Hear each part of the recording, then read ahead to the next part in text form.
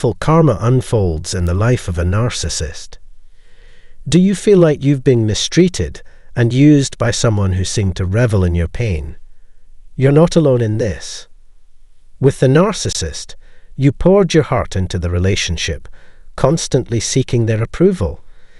Despite your efforts to be fair and loving, they consistently treated you unjustly, twisting your words and emotions to their advantage.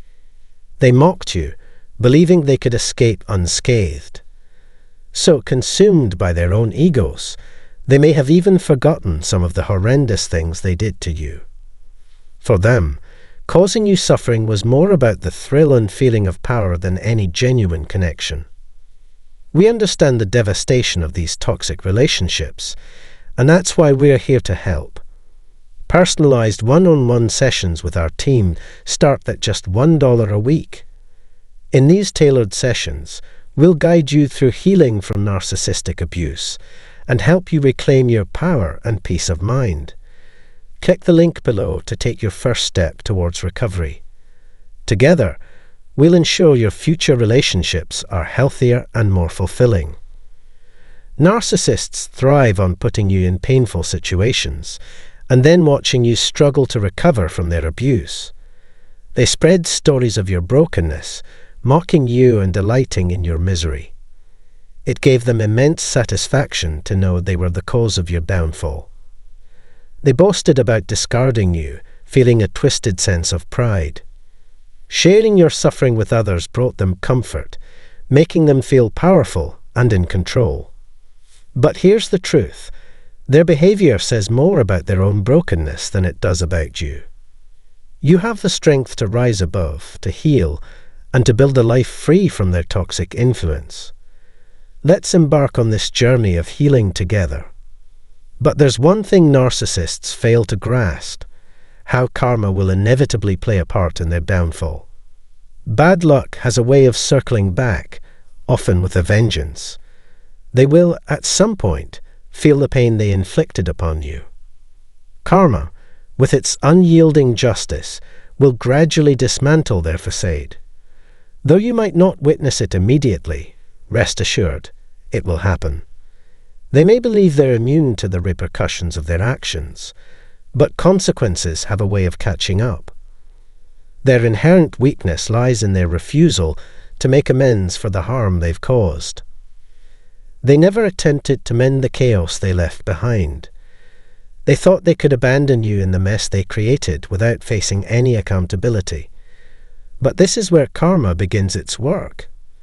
It might allow them a fleeting sense of triumph for the suffering they caused, but it will ultimately lead to their ruin.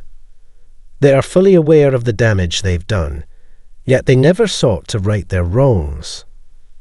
They never confronted the aftermath of their actions, nor did they show any remorse. This is when karma will strike hardest. They might feel a false sense of peace, thinking they escaped unscathed, believing they can continue their harmful ways with others. But karma doesn't forget. Sooner or later, they'll realize that the pain they've spread returns to its source with a force they never anticipated. Their temporary sense of victory will crumble, and they will be left to face the true weight of their actions. When karma finally catches up with them, they'll know exactly why it's happening, but they won't want to face the truth. They'll rationalize their mistreatment of you, believing it was justified. When that doesn't hold, they'll fabricate reasons to explain the pain they're experiencing. They'll blame you and everyone else for their troubles, refusing to see that it's a direct consequence of their actions towards you. As karma turns against them, you'll start to rise. They'll feel the sting of their own misdeeds, and you'll begin to see the effects of their behavior. Every wrong they committed against you will come back to haunt them. Justice will finally be served, and it will be in your favor. You'll watch them scramble to find new sources of validation, seeking out people who will listen to their woes and shield them from karma. Narcissists loathe being alone. They thrive on surrounding themselves with those they believe can protect them from their inevitable reckoning. But this facade can only hold for so long before karma reveals itself. You might think they're prospering, that they've escaped unscathed. Here's the twist. Narcissists can only maintain the illusion of happiness and success temporarily. You witnessed it firsthand. Each time a narcissist tries to forge a new connection, they inevitably destroy it. They'll never escape this fate because they refuse to take responsibility for their actions. Their lack of remorse ensnared you, making you believe they were one type of person, only for them to reveal their true nature. For a while, you unknowingly shielded them from their own bad karma. But soon, you realized you were just another link in the chain, a series of unfortunate events that has shattered them their entire lives. Now, karma is stepping in to balance the scales, and their facade will crumble, leaving them to face the consequences of their deeds. You figured out that the next person they met was another link in that chain. You knew that they didn't have the power to break out of the circle of bad karma. In the end, it gave you the justice you wanted. You realized that what they did to you never really had anything to do with you. All of it was about them getting away from fate once more. You were just a way for them to avoid what was going to happen to them anyway. Now that you've focused on yourself, put your life back together without them, and gathered all the broken pieces, you'll be able to tell that good luck is all around you. On the other hand, bad fate will always follow them, watch them, haunt them, and follow their every move. We're glad you watched. I hope this movie helps you understand how karma affects our lives and how it pays us back based on what we do. In the meantime, keep your eyes and ears open, be brave, and live your best life today. Hey there, fellow movie buffs. Welcome back to another thrilling flick. Before we dive into the heart of the matter, I'd like to extend a warm invitation for you to hit that subscribe or follow button and embark on this exhilarating journey of exploring our futures together. To all the new members joining my tribe of subscribers and followers, a hearty welcome. You're now part of our extended family, and I'm delighted to have you on board. It's fantastic to see you returning and finding value in the content I share. Your time is truly appreciated. If you enjoy what you see, please consider showing your support by clicking the like button. It's our tribe's way of thriving here in the YouTube community. Today, let's delve into the fascinating world of narcissists and the whirlwind of emotions that ensue once you've bid them adieu. Indeed, the pain sets in the moment you walk away. So, without further ado, shall we dive right in? The curtain has fallen, and the act of parting ways has unfolded. Whether the breakup was initiated by you or the narcissist, the outcome remains the same. You've exited the stage. As I mentioned in a previous film, it seems you've now seized control of the narrative. It's as if you've snatched the spotlight and bolted like lightning. With you gone, let's unravel the aftermath, left in the hands of a certain comedic character attempting to navigate the fallout solo. All right, let's map out the journey of pain step by step, so you grasp the full spectrum of what's to come. Now, for those tuning in who've traversed this territory before, you might have caught wind of it through the grapevine. Those so-called flying monkeys or other remnants of the narcissist's circle.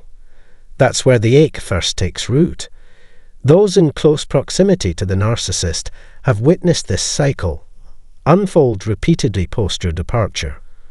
They'll keep mum, though, especially to family, masking the truth of the recurring pattern. They won't divulge that you're just one in a series of similar encounters, each ending the same way. Nope, that tidbit of intel won't make it your way. So, the narcissist kicks into overdrive. The smear campaign was already in motion long before your exit strategy came into play. Now the focus shifts to their inner circle, now that you've commandeered the spotlight and made your exit. Allow me to channel the narcissist's perspective, imagining she's a woman, as I'm one myself. aiming to capture the essence of her likely narrative. In her shoes, she'd likely lament, "I warned you from the get-go about her instability. I made it clear she was incessantly trying to assert control, always needing to be right. There were moments she'd begrudge my time with friends or my childhood pals. I mean, those friendships are decades old, and we've been tight-knit since we were kids. She always had her nose in my business, monitoring my every move. I'm a grown woman, for crying out loud." Hey guys, this narrative can resonate with you too. Some of these lines are probably echoes of what a female narcissist has uttered or would utter to her inner circle. "You know, he never wanted me hanging out with my girlfriends," she'd claim. "It always seemed like he was suspicious, thinking I was sneaking around or keeping secrets. He craved too much control." This is the script they're peddling to the flying monkeys. It's the tale they spin within their clique, and to anyone willing to lend an ear. This is their version of events. All right, gather round, folks, for those ready to listen to this jester, this caricature sporting a crown of 10, as one of our tribe aptly dubbed it, got to chuckle. But let's stay on track. This is the narrative they're weaving. Here's where the pain kicks in. But let's not forget, they've run this playbook many times, so they're pros at executing their scheme. Before they even started smearing your name, they were already seeing someone else on the side. But they're strategic about who they rope into believing your supposed bad rep, all right? They cherry-pick their audience because they know once the breakup goes down, they'll need those people they've tainted your image with. These are the same folks who were vocal critics, with strong opinions when you were together. Think about it. They were essentially undermining you, my dear. Right from the start, they had their reservations about you, evident in how they treated you initially. In the beginning, they might have appeared friendly, showering you with compliments like, "Oh, she's so kind, so smart, so this, so that." They'd seek out those who were outspoken with their praise, saying things like, "She's stunning, intelligent, and all around amazing." This all unfolded as the relationship, or as I prefer to call it, the addiction-ship, with the narcissist began to unravel, revealing nonsensical discrepancies. And gentlemen, my noble kings, you can easily flip the scenario and apply it to yourselves. So, they'd approach these individuals and sow seeds of doubt, launching a premeditated assault on your character. Essentially, they harbored negative sentiments about you long before the discard. If you invited them somewhere, they'd decline with excuses like, "Sorry, we're tied up with other plans," when in reality, they were actively participating in the smear campaign against you. They weren't genuinely occupied. They simply didn't want to be in your presence. They kept their distance because the narcissist had been feeding them lies and affirmations that aligned with their agenda. Always remember, a narcissist orchestrates every move with precision. Now let's revisit the topic of pain. Yes, they had already begun spreading falsehoods about you well before the breakup even occurred. Once the discard happened, they had to escalate their deceitful crusade hastily. Now, let me narrate what unfolded next. They reached out to the same individuals they had initially tainted your reputation with, maybe a sibling, perhaps your mother, or anyone else in their clique foolish enough to swallow their lies. They spun their tales to anyone in their inner circle, their close friends of any gender, or anyone willing to lend an ear. That's their target audience. They had a clear idea of who to approach, because when they introduced you to their circle, they already knew who would harbour resentment towards you. Why? Because you shine too brightly, you exude wisdom, and your radiance is something they envy. Where there's one narcissist, there's usually another lurking in the shadows, regardless of what you believe. Moreover, they never held affection for you, darling. Right from the start, they harbored disdain towards you. They foresaw that their association with you would inevitably conclude, and this is where the agony commences. Who will foot the bill for their gas now? I said it before. Who will prepare their meals? Since you often rectified the narcissist's blunders, who will ensure the debts they left behind are settled? Granted, they hardly contributed anything substantial, yet you tolerated them out of love. I know this firsthand. I've been there, done that. I even have a t-shirt to prove it. They're all critics, you see. The narcissist then turns to those who hold a grudge against them. They're primed to finish what they started. But wait, there's more. The smear campaign persists.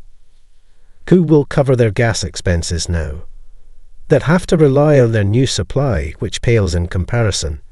Yes, I said it. And I mean it. The new, less capable supply that can't offer even a fraction of what you provided. And here's why. Within the mind of a narcissist lingers this notion that the grass is greener on the other side. As I've mentioned before, they remain oblivious to the dirt beneath the surface until they fit the turf. I wish they'd invested the effort to nurture their own patch of grass. Alas, the bitter reality is they lack the capability to do so.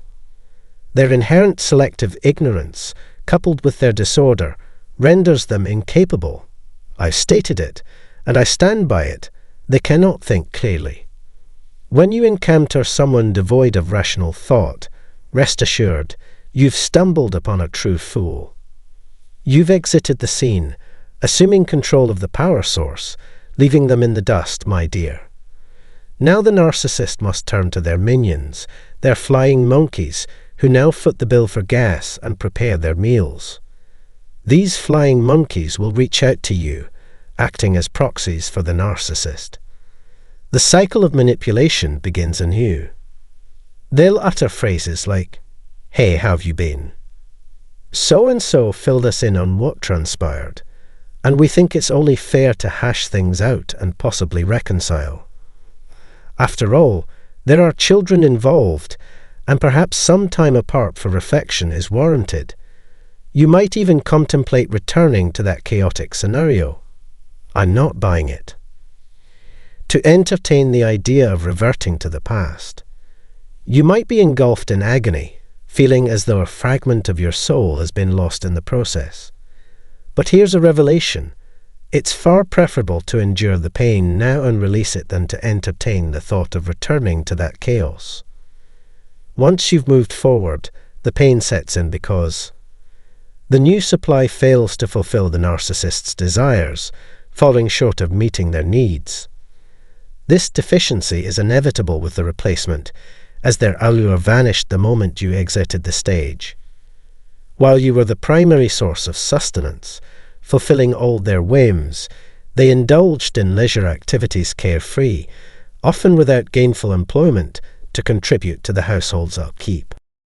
You shouldered the burdens while they gallivanted, deceiving you while you toiled away, only to return home with a smile plastered on their face. What's happening now, my dear? The entourage and those trusty flying monkeys are scrambling to fill the void left by your absence. Yes, the calls will start trickling in, if they haven't already, urging you to engage in dialogue. What's your take? If the phone rings while you're tuned into this feature, let them know where you stand. Understand that I've closed the door on dialogues with someone who evidently holds no regard for my well-being. When you dissect the situation, it becomes apparent they never harbored genuine interest in you. Recognizing you were entangled with a calamitous figure, they chose silence. Why entertain their overtures now? All they seek is to alleviate their own burdens by shifting the blame back onto you. But you can keep that burden. It's yours to bear. I'm forging ahead with my life now that I've reclaimed control. Let them manage the pandemonium. They should handle it as they found it. Agreed. The pain commences now that I've moved forward. Let them grapple with the consequences and live with their choices because, Let's face it, they showed no concern when you were suffering and airing grievances about their family's misconduct. Instead, they were too preoccupied relaying every word back to the narcissist. Now that you've progressed, let them grapple with the repercussions of their actions. Keep your distance. It's all part of the strategy. As I always advocate, crank it up to the max, stay attuned to your instincts and intuition, and elevate your energy and vibe. That's the key to steering clear of these individuals. Crank up the volume. They aren't concerned about your well-being. Remember that the agony begins for them now that you've departed. Let that troop of flying monkeys and their newfound source of supply be their companions in suffering. It's a wrap. Before we wrap up this video, I want to remind everyone to stay blessed and favored. Catch you in the next one. Before you go, don't forget to smash that like button if you enjoyed the content. Drop a comment below to share your thoughts or anecdotes. Feel free to spread the word by sharing this video with others if you believe it could benefit them. Lastly, if you haven't already, hit that subscribe button to receive our latest content directly in your inbox. Thank you for your support, and we're committed to continuing to provide valuable insights. Stay resilient, everyone. Until next time. Many of us have encountered feelings of regret at some point in our lives, stemming from realizing that our past actions or inactions led to unfavorable outcomes. Regret, a potent emotion, can significantly impact our mental well-being. In this article, we'll delve into whether narcissists genuinely experience regret upon losing someone. To grasp this concept, it's essential to understand the nature of sorrow and whether individuals can genuinely overcome it. Remorse often arises from feelings of guilt or regret, stemming from the recognition that we could have acted differently in the past. For some, regret serves as a catalyst for behavioral change and making different choices in the future. However, for others, it can become a persistent source of anxiety and self-doubt, with the ability to overcome it often tied to one's self-awareness and emotional intelligence.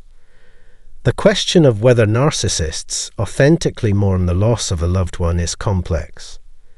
Narcissists, akin to predators, rely on the energy and resources of those around them for survival.